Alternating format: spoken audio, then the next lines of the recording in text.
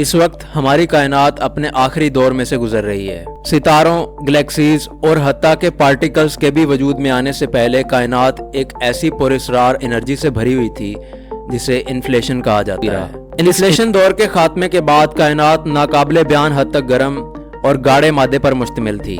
دوستو، جب کائنات پھیلی تو اس کا درجہ حرارت گر گیا اور اس سے پہلی بار ایٹمز وجود میں آئے۔ پلازما کے ٹھنڈا ہونے اور نیوٹرل ایٹمز کے وجود میں آنے کے بعد کائنات ایک کوائٹ فیز میں داخل ہو گئی جسے دی ڈارک ایجز کہا جاتا ہے۔ اب اس کائنات ایک نئے اور اپنے آخری دور میں داخل ہونے والی تھی۔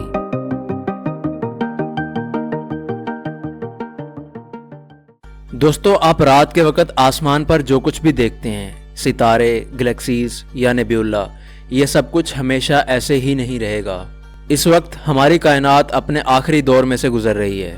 سائنسدانوں نے کائنات کی عمر کو 6 بڑے ادوار میں تقسیم کیا ہے اور ہر دور ایک الگ حیرت انگیز کہانی سناتا ہے۔ آج کے اس ویڈیو میں ہم کائنات کے ان 6 ادوار پر تفصیلی بات کرنے والے ہیں۔ آپ سے گزارش ہے کہ ویڈیو کو آخر تک ضرور دیکھیں اور اینڈ تک ہمارے ساتھ جڑے رہیں۔ آئیے وہاں سے شروع کرتے ہیں جہاں سے یہ سب شروع ہوا تھا، یعنی بگ بینگ سے بھی پہلے۔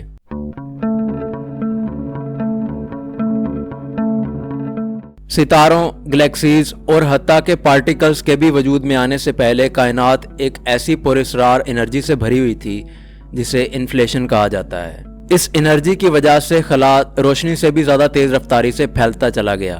1 سیکنڈ کے بھی فریکشنل پارٹ میں ہماری کائنات نے ایٹم سے بھی چھوٹے لیول سے شروع کیا اور بہت بڑے لیول تک گرو کیا۔ اس ریپڈ ایکسپینشن نے خلا کے فیبرک کو اس قدر کھینچا کہ اس کے اندر ہر اونچ نیچ کو سموتھ کر دیا۔ لیکن انفلیشن کا نتیجہ صرف کائنات کا پھیلاؤ ہی نہیں تھا، بلکہ اس نے کائنات کو شکل دینے میں بھی اہم کردار ادا کیا اور اس طرح کاسمک ویب کو ڈیولپ کیا۔ دوستو، کاسمک ویب کائنات کا انٹر کنیکٹڈ سٹرکچر ہے جس میں گلیکسیز اور ڈارک میٹر کے فلامنٹس ایک دوسرے کے ساتھ کنیکٹ ہو کے کائنات کو ایک شکل فراہم کرتے ہیں۔ اس کاسمک ویب کے نتیجے میں بے شمار گلیکسیز کے گروپس وجود میں آئے۔ اس کے بعد 13.8 بلین سال پہلے انفلیشن کا یہ دور اچانک سے ختم ہو گیا۔ کائنات میں موجود وہ انرجی جو انفلیشن کی وجہ بن رہی تھی وہ گرم اور پارٹیکلز کے گاڑے سوپ میں تبدیل ہو گئی اور آخر کار بگ بینگ کی وجہ بنی۔ اس سے انفلیشنری دور کا خاتمہ ہو گیا اور ایک نئے دور کا آغاز ہوا۔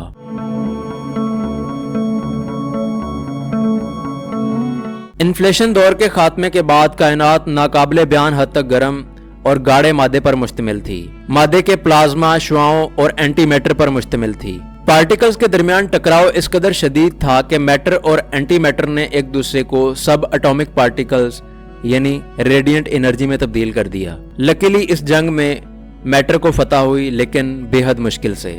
دوستو، اس سٹیج پر کائنات کی عمر چند منٹ سے زیادہ نہیں تھی اور اس کا درجہ حرارت اس قدر گر گیا کہ پہلا اٹامک نیوکلیائی پیدا ہوا۔ یہ اتنا درجہ حرارت تھا کہ اس میں ہیلیم اور ہائیڈروجن ایٹم وجود میں آ سکتے تھے۔ اس پروسیس کو نیوکلیوسینتھیسس کہتے ہیں۔ اس پروسیس کے ذریعے گلیکسیز اور ستاروں کے بلڈنگ بلاکس وجود میں آئے، لیکن اگلے 3,80,000 سال تک کائنات اسی پلازما کی شکل میں موجود رہی۔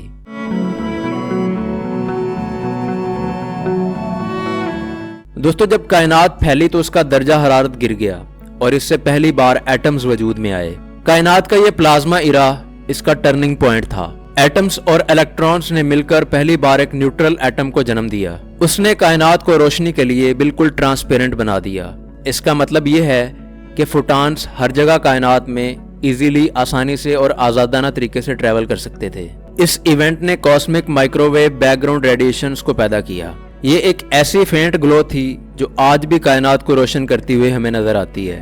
اس دور کے اختتام کے ساتھ ہی کائنات کی انرجی پر سے ریڈیشن کا غلبہ بھی ختم ہو گیا۔ ڈارک میٹر اور نارمل میٹر نے ٹیک اوور کرنا شروع کیا اور ستاروں اور گلیکسیز کے بننے کے لیے سٹیج سیٹ کیا۔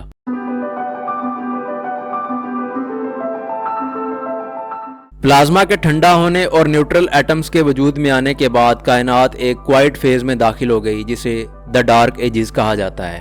اس دور میں اس کائنات میں کوئی بھی ستارہ، کوئی بھی روشنی موجود نہیں تھی۔ صرف اور صرف ہر طرف ہیلیم اور ہائیڈروجن کے بادلوں کا راج تھا۔ لیکن اس بھیانک تاریکی میں بھی گریوٹی خاموشی سے اپنا کام کر رہی تھی۔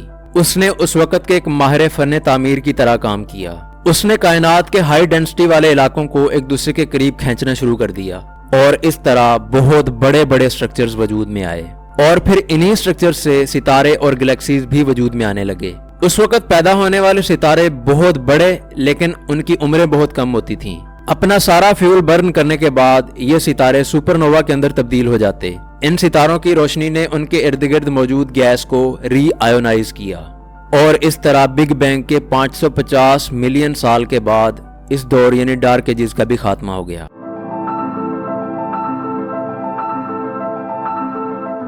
اس کے بعد کائنات بہت حیرت انگیز اور اپنے سب سے خوبصورت دور دا سٹیلر ایرا میں داخل ہو گئی۔ اس دور کو گلیکسیز، ستاروں اور سیاروں کا دور کہا جاتا ہے۔ بگ بینگ کے تقریباً 3 بلین سال بعد ستاروں کی پیدائش اپنے عروج پر تھی اور دوسری طرف گلیکسیز ایک دوسرے سے ٹکرانے اور مرج ہونے کے بعد بڑی سے بڑی ہوتی جا رہی تھیں۔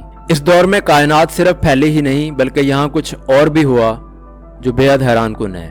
اب ہو یہ رہا تھا کہ ستارے جب بھی اپنا فیول برن کر لیتے تو وہ مرنا شروع ہو جاتے اور اس طرح ستاروں کی پیدائش کی شرح میں کمی آنے لگی اور کچھ بے حد عجیب اور غیر متوقع طور پر وقوع پذیر ہونا شروع ہو گیا۔ ایک پراسرار قوت ڈارک انرجی نے ڈومینیٹ کرنا شروع کیا، لیکن اس سے کائنات کا پھیلاؤ مزید تیز ہو گیا۔ تقریباً 6 بلین سال پہلے کائنات نے یہ اہم دور بھی کراس کر لیا۔ اس وقت ڈارک انرجی کائنات کی سب سے طاقتور فورس بن چکی تھی۔ اب کائنات ایک نئے اور اپنے آخری دور میں داخل ہونے والی تھی۔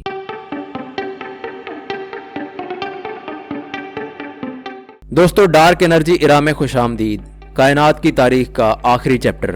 ہم سب اسی دور میں جی رہے ہیں۔ کائنات اب بھی کافی تیزی سے مسلسل پھیل رہی ہے اور اس کے پیچھے سب سے بڑا محرک آج بھی ڈارک انرجی ہے۔ وہ گلیکسی جو گریویٹیشنل فورس کی وجہ سے ایک دوسرے کے ساتھ باؤنڈ نہیں ہیں، وہ ایک دوسرے سے بہت تیز رفتاری سے دور جا رہی ہیں۔ ایسا لگتا ہے کہ یہ گلیکسیز اب دوبارہ کبھی بھی ایک دوسرے کے قریب نہیں آ سکیں گی۔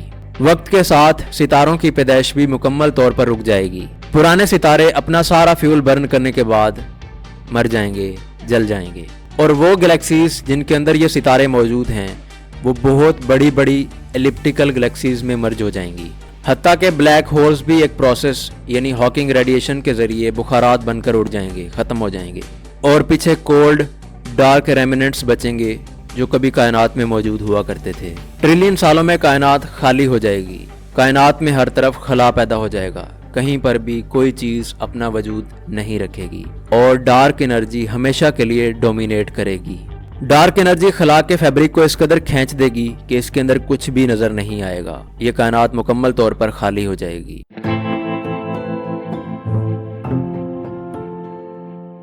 میرے دوستو، کائنات کا اختتام اس طرح سے ہوگا، یہ تو سائنس کہتی ہے، یہ تو ایک انسان کی سوچ اور اس کے نظریات ہیں، یہ تو صرف انسان کی پیش گوئیاں ہیں۔ مگر حقیقت میں کیا ہوگا، حقیقت میں کائنات کا خاتمہ کیسے ہوگا، اس کا صحیح اور بہتر علم تو صرف اور صرف اس کائنات کے خالق عظیم کے پاس ہے۔ مگر ایک بات جو کہ اٹل ہے کہ اس کائنات میں موجود ہر چیز کو موت آئے گی، یہ کائنات ایک دن ختم ہو جائے گی۔ یہ وہ سچ ہے جس کی گواہی اللہ تعالیٰ کی آخری کتاب قرآن مجید اور اللہ تعالیٰ کے آخری پیغمبر حضرت محمد صلی اللہ علیہ وآلہ وسلم نے ہمیں دے دی ہے۔ کائنات کے 6 ادوار ہمیں یہ بتاتے ہیں کہ اس کائنات میں موجود ہر چیز کس قدر قیمتی اور کس قدر ٹیمپریری ہے۔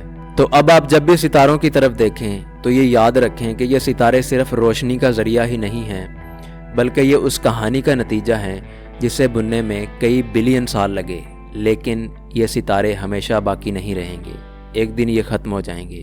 اس لیے اللہ کریم نے ہمیں جو زندگی دی ہے اس کو اللہ اور اس کے رسول کے طریقے پر چلتے ہوئے انجوائے کریں، کیونکہ ہم سے پہلے بھی ہزاروں انسانی نسلیں فنا ہو گئیں اور ایک دن ہم بھی فنا ہو جائیں گے۔ ایک دن سب کچھ فنا ہو جائے گا، صرف اور صرف اللہ کریم کی بادشاہی قائم رہے گی جو ہمیشہ سے قائم ہے، کیونکہ قرآن مجید میں اللہ تعالیٰ ارشاد فرماتا ہے کل نفس ذائقۃ الموت، کہ ہر ذی روح کو موت کا مزہ چکھنا ہے۔ تو دوستو، یہ تھی آج کی ایک اور دلچسپ ویڈیو۔ مجھے امید ہے کہ یہ ویڈیو بھی آپ کو بہت اچھا لگا ہوگا اور اس سے آپ کو بہت کچھ سیکھنے کو بھی ملا ہوگا۔ اگر اس سے آپ کو کوئی ویلیو ملتی ہے تو اس کے لیے ایک لائک، ایک شیئر اور ایک سبسکرائب تو بنتا ہے۔ دوستو، آپ لوگ ویڈیوز تو دیکھتے ہیں لیکن سبسکرائب بھی کیا کریں۔ اب آپ سے میں ملتا ہوں اگلی ویڈیو میں، تب تک کے لیے اویس احمد کو دیجیے اجازت۔ اللہ حافظ۔